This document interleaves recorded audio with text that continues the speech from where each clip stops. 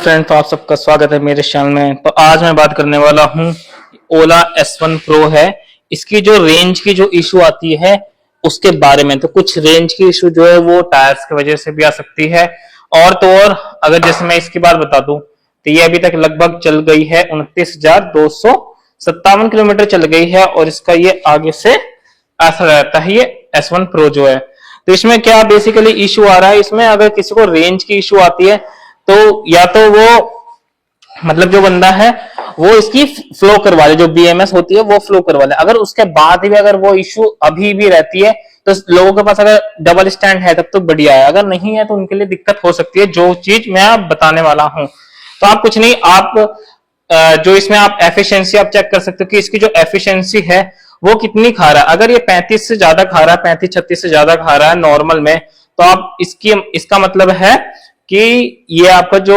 Disc वगैरह है वो पकड़ के चल रहा है। तो जैसे कि आप चेक कर सकते हैं, अगर आपके पास डबल स्टैंड है तो आप बस चेक कर सकते हैं इसको, ज्यादा नहीं, एक मिनट तक इसको आप 20 की स्पीड पे आप ऐसे 20-25 करेंगे। जैसे मान लो ये 60 है, अगर इसको आप क्रूज करके भी आप छोड़ सकते हो तो उससे भी आपको पता चल जाएगा कि ये इसका जो ब्रेक है वो चिपक रहा है या नहीं है।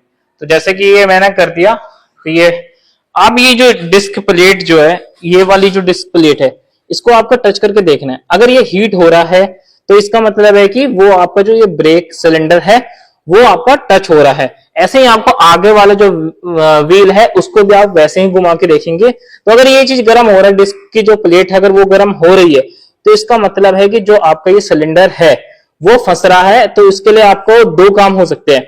एक तो आपका ये जो आपको दिख रहा होगा निप्पल सा, इसको आप करके आप इसको ब्रेक ब्लीडिंग करवा सकते हैं। मतलब कि जो अगर इसमें कुछ एयर वगैरह की लिए दिक्कत आती है तो आप इसको हल्का सा खोल के इसको आप ओपन करेंगे यहां से, और इसके बाद एक इसके नीचे नट है, इसको आप ऐसा करके घुमाएंगे। रिंच चाहिए होगी उसके लिए आपको, तो उसको करने के बाद आप उसको थोड़ी देर ब्रेक को जो है ऐसे करके आगे वाला या फिर पीछे वाला प्रेस करेंगे तो यहां से ऑयल गिरेगा। ऑयल गिरने के बाद फिर उसके बाद आप टाइट कर देंगे। देन अगर उससे ये चीज रिजॉल्व हो जाती है, सेम ऐसे ही हम फ्रंट वाले टायर में भी करेंगे।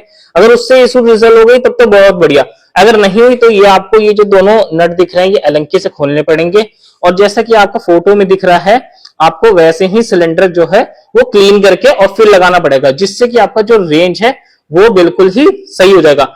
अगर इसके बाद में अगर रेंज रहती है और ये हीट नहीं होती है, हीट नहीं हो रही, ये आप सुन लेना, अगर ये हीट नहीं हो रही उसके बाद अगर रेंज की इशू है तो आपका BMS फ्लो करवा लेना। उसके बाद भी नहीं है तो फिर आप टेलीमेटिक आप चेक करवा सकते हैं कि क्या कहीं उसमें तो इशू नहीं है, तो फिर आपकी बैटरी ही रिप्लेस होगी।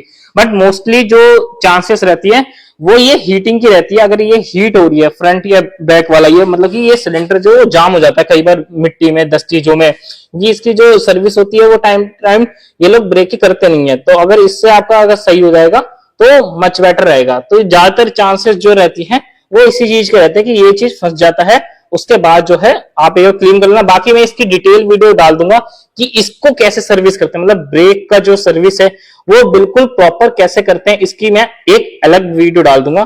तो ये थी मेरी वीडियो कैसे लगी प्लीज कमेंट में जरूर बताओ। वीडियो को लाइक करने के लिए बहुत धन्यवाद, और चैनल को सब्सक्राइब करना मत भूलना। Thanks for watching my videos.